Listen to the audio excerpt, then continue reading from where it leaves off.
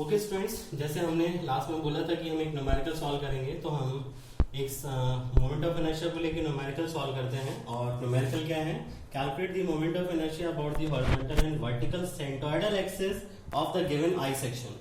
आप इस I section को देख रहे हैं और ये आई सेक्शन आपको थोड़ा देख के याद आया हो कि हमने इस आई सेक्शन के लिए सेंट्रॉइड जो था वो फाइंड आउट किया था इससे प्रीवियस लेक्चर में, अगर आपको याद हो तो। ठीक है, उसके कोऑर्डिनेट्स जो हमें मिले थे दोज वर 0,59.71, यानी कि x की जो वैल्यू थी वो हमारे पास 0 थी, x बार की वैल्यू, और y बार की वैल्यू हमारे पास 59.71 आई थी। ध्यान रखिएगा सारे डायमेंशंस mm में है, मैंने एक ही जगह मेंशन कर दिया है, तो मैंने अलग अलग हर जगह पे mm मेंशन नहीं कर रखा है। ठीक है, अब ऐसा क्वेश्चन जब भी आपको मिलेगा और उसमें बोला जा रहा है कि सेंटोइडल एक्सिस का अबाउट मोमेंट ऑफ इनर्शिया बताइए, तो ध्यान रखिएगा पहले जब भी फिगर आपको मिलेगी तो आपको क्या करना पड़ेगा, इसका सेंट्रॉइड कैलकुलेट करना पड़ेगा, उसके बाद ही हम इसका मोमेंट ऑफ इनर्शिया की सेंट्रोइडल एक्सिस का अबाउट बता सकते हैं। अब वो कैसे हमें पता लगेगा?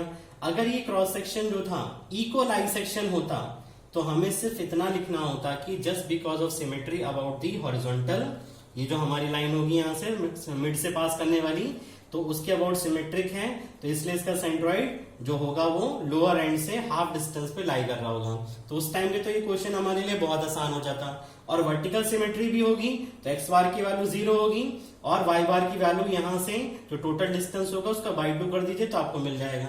लेकिन अगर यही सेक्शन आपके पास अनइक्वल आई सेक्शन है तो आपको इसके लिए सेंट्रॉइड की वैल्यू फाइंड आउट करनी पड़ेगी। पहले कैसे करेंगे? लास्ट लेक्चर जो हमने किया था एग्जैक्टली वैसे ही हमें इसका सेंट्रॉइड निकालना है। अब जब आप इसमें मोमेंट ऑफ इनर्शिया की कैलकुलेशन करेंगे तो आप इस फिगर को दोबारा बनाएंगे और ये हमारे पास सेंट्रॉइड हो गया। हमने बोला कि इससे पास करने वाली अब हॉरिजॉन्टल एक्सिस जो है उसको हमने एक्स एक्सिस यहाँ पे इस तरीके से अज्यूम किया, और वर्टिकल जो एक्सिस पहले थी हम उसको अभी भी वैसे ही स्टिल रखते हैं, और ये हमारे पास वर्टिकल डायरेक्शन में क्या हो गई, वाई वाई एक्सिस हो गई। और आपको ये वाई बार की वैल्यू यहाँ पे मालूम है कि हमारे पास क्या दे रखी है। अब इन रेक्टेंगल्स को आपको याद होगा कि वहां पे हमने इस रेक्टेंगल्स इस पूरे फिगर को 3 रेक्टेंगल में डिवाइड कर रखा था, तो हम ऑलरेडी यहाँ पे भी इसको डिवाइड कर देते हैं 3 रेक्टेंगल्स में। तो इसको हमने बोला था रेक्टेंगल 1, और ये मिड वाला जो था इसको हमने बोला था रेक्टेंगल 2, और टॉप वाला जो था इसको हमने बोला था रेक्टेंगल 3।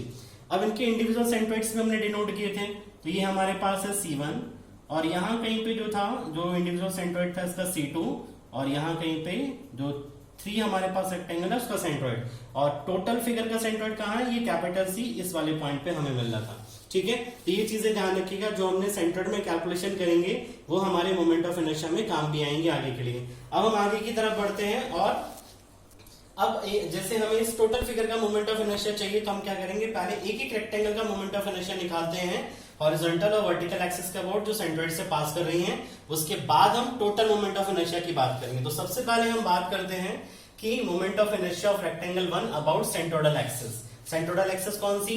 दोनों ही यहाँ पे मैं ले रहा हूं एक साथ ही, एक्स एक्स भी और वाई वाई भी। तो पहले हमने क्या किया, इस रेक्टेंगल को ड्रॉ किया जो बॉटम वाला है, लेंथ हमारे पास 150 है, हाइट 30 है, और आपको याद होगा कि C1 की वैल्यू आपने यहाँ पे डिनोट करी थी, दिस वाज 15 mm, जो आपके पास प्रीवियसली कैलकुलेशन होगी जब आप सेंट्रॉइड की कैलकुलेशन कर रहे होंगे। और इसका सेंट्रॉइड इस वर्टिकल एक्सिस पे लाई कर रहा होगा कैपिटल C, और बॉटम से इसकी डिस्टेंस क्या है, बाई बार हमारे पास यहाँ पे मिलती है। अब हमें इस रेक्टेंगल का इस एक्सिस के अबाउट मोमेंट ऑफ इनर्शिया चाहिए, तो आप क्या करेंगे, आप इसको देखते ही आप समझ जाएंगे कि हमें यहाँ पे क्या करना पड़ेगा, पैरेलल एक्सिस थ्योरम को यूज करना पड़ेगा। पहले हम इस रेक्टेंगल का इसकी हॉरिजॉन्टल यहाँ पे जो एक्सिस होगी सेंट्रॉइड से पास करने वाली, इसकी खुद के सेंट्रॉइड से, उसके अबाउट मोमेंट ऑफ इनर्शिया लिखेंगे। क्या होता है वो, b/d³/12। यहाँ पे देख के आपको ये समझ में आ रहा होगा क्यों मैंने आपको वहां पे मना किया था कि हम इसको इसके जो सेंट्रॉइड से पास करने वाली जो दोनों लाइनें हॉरिजॉन्टल और वर्टिकल को क्यों हम आई एक्स एक्स और वाई वाई के फॉर्म में नहीं रटेंगे, क्योंकि हमें ऊपर की तरफ जो टोटल फिगर है उसके लिए जो सेंट्रॉइड से पास करने वाले एक्सिस है उसको भी हम आई एक्स एक्स से डिनोट कर रहे हैं, तो दोनों में कंफ्यूजन होगा। इसलिए सबसे बेस्ट है कि हमेशा उनको हॉरिजॉन्टल और वर्टिकल एक्सिस के फॉर्म में याद रखिए। तो इसके अबाउट मोमेंट ऑफ इनर्शिया हमें पता है, और ये दोनों क्या है, पैरेलल एक्सिस, और दोनों के बीच की डिस्टेंस हम कैसे फाइंड आउट कर सकते हैं, देखिए इस लोअर एंड से मुझे C1 की वैल्यू पता है कितनी डिस्टेंस पे, दैट इज 15 mm, और यहीं से मुझे पता है कि y बार की वैल्यू मेरे पास क्या है। इन दोनों का डिफरेंस अगर हम ले लेंगे तो हमें क्या मिल जाएगा, इन दोनों एक्सिस के बीच की जो डिस्टेंस है yc वैल्यू वो हमें मिल जाएगी। yc हमारे पास क्या होगा, ये जो वैल्यू हमें यहाँ पे दिख रहा है, ये हाइट, ये हमारे पास क्या हो जाएगा, yc के इक्वल हो जाएगा। और yc की वैल्यू मैंने यहाँ पे कैलकुलेट कर रखी है इस तरीके से। अब आपको याद होगा कि मैंने प्रीवियस लेक्चर में बोला था कि हम x एक्सिस को बॉटम एज के अलाउंग मानते हैं। यहाँ पे वो चीज समझ में आती है हमें कि हमें अपनी x एक्सिस को बॉटम एक्स के अलाउंग लेना चाहिए। जैसे मैं आपको एग्जांपल दूं, एक छोटा सा, सपोज करिए कि मेरे पास ओरिजिन से एक पॉइंट है यहाँ पे A और जिसकी डिस्टेंस है कुछ 3 यूनिट्स कुछ डिस्टेंस है, और दूसरा पॉइंट है यहाँ पे B जिसकी डिस्टेंस जो है वो ओरिजिन से हमारे पास जो गिवन है दिस इज समथिंग 6 यूनिट्स दे रखी है। अब मुझे इन दोनों पॉइंट्स के बीच की डिस्टेंस चाहिए, तो मैं आसानी से निकाल सकता हूं कि 6 में से 3 माइनस कर दूं तो मुझे आसानी से इसके बीच की डिस्टेंस बन जाएगी।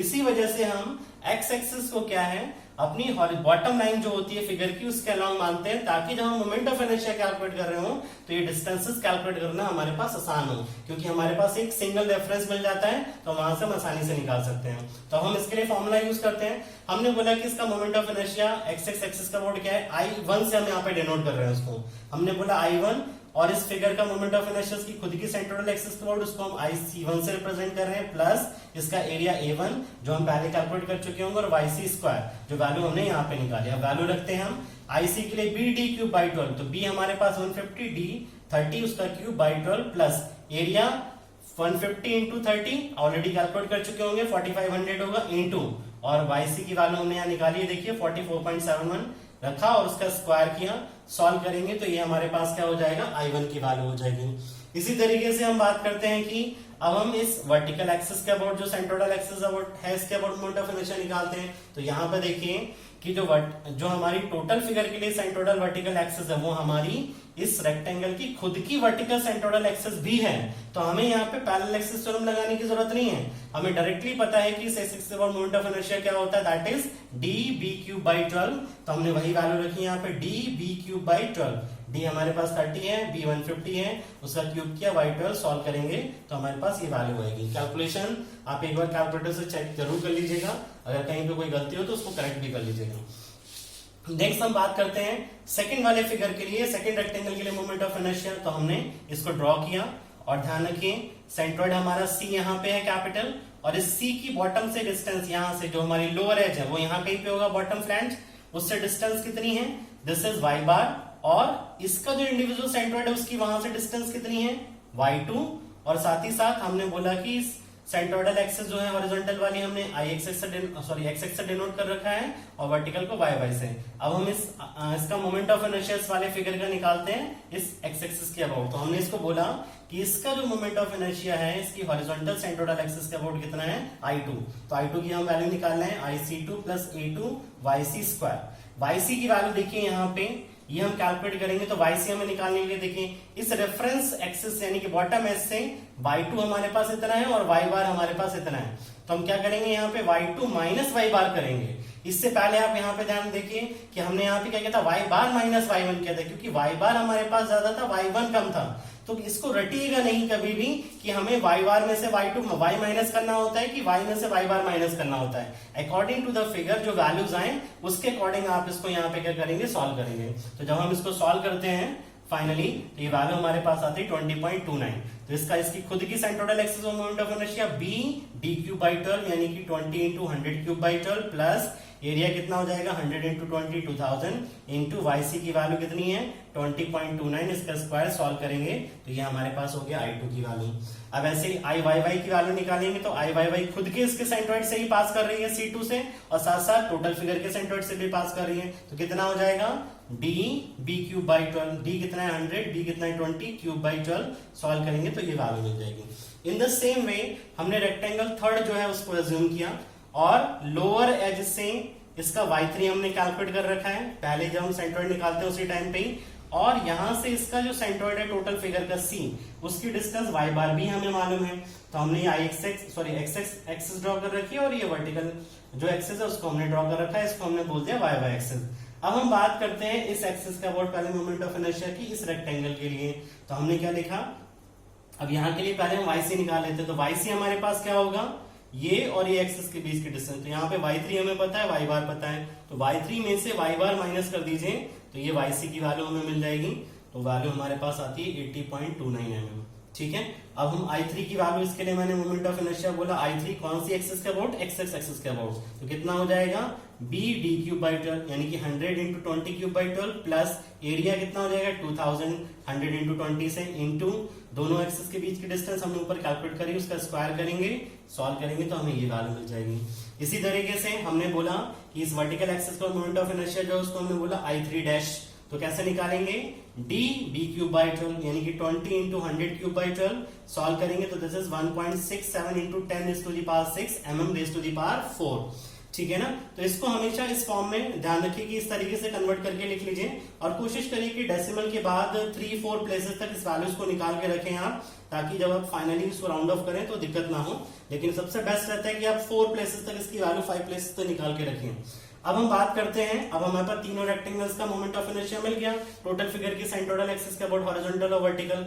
अब हमने क्या किया, अगर मुझे इस टोटल आई सेक्शन का मोमेंट ऑफ इनर्शिया इसका अबाउट चाहिए तो क्या करना पड़ेगा हमें, this plus this plus this, यानी कि हमने तीनों को ऐड कर दिया I1 plus I2 plus I3, तो टोटल वैल्यू हमारे पास आ गई ये वैल्यू। इसी तरीके से moment of inertia about vertical centroidal axis यानी कि YY एक्सिस का अबाउट कितना होगा, I1 dash I2 dash plus I3 dash, तीनों वैल्यूज हमने यहाँ पे निकाल रखी है देखिए, और तीनों वैल्यूज को उठा के यहाँ रखिए और सॉल्व करिए तो यहाँ पे मोमेंट ऑफ इनर्शिया की जो वैल्यू मिल जाएगी वो हमें इस तरीके से मिल जाएगी। ध्यान रखिएगा इसका यूनिट क्या होगा, this is mm raise to the power 4। कैसे निकाल सकते हैं, आपको याद होगा कि हम इसका फॉर्मूला जैसे लिखते हैं, जैसे हमें I एक्सिस ही लिखना है तो हम क्या लिखते हैं I एक्सिस को, this is integration of y square times dA। अब देखिए y स्क्वायर खुद में डिस्टेंस है तो उसका स्क्वायर होगा और एरिया का यूनिट भी हमारे स्क्वायर में मिलेगा, तो दोनों मिलके क्या हो जाएंगे पावर 4 में। अगर सेंटीमीटर में है तो centimetre raise to the power 4 और अगर mm में है तो mm raise to the power 4। तो इस तरीके से हमें जितने भी moment of inertia composite figures के कैलकुलेट करने होते हैं वो इसी तरीके से कैलकुलेट करते हैं, और पैरेलल एक्सिस थ्योरम का सबसे ज्यादा यूटिलाइजेशन जो होता है वो इन क्वेश्चंस में करना पड़ता है, इसलिए पैरेलल एक्सिस थ्योरम जो है वो हमें बहुत अच्छे से यूज करनी आनी चाहिए। तो इस तरीके से हमारा न्यूमेरिकल सॉल्व होता है, बाकी हम आगे और बात करेंगे कुछ न्यूमेरिकल्स को लेके। ठीक है, आज की क्लास के लिए इतना ही, थैंक यू।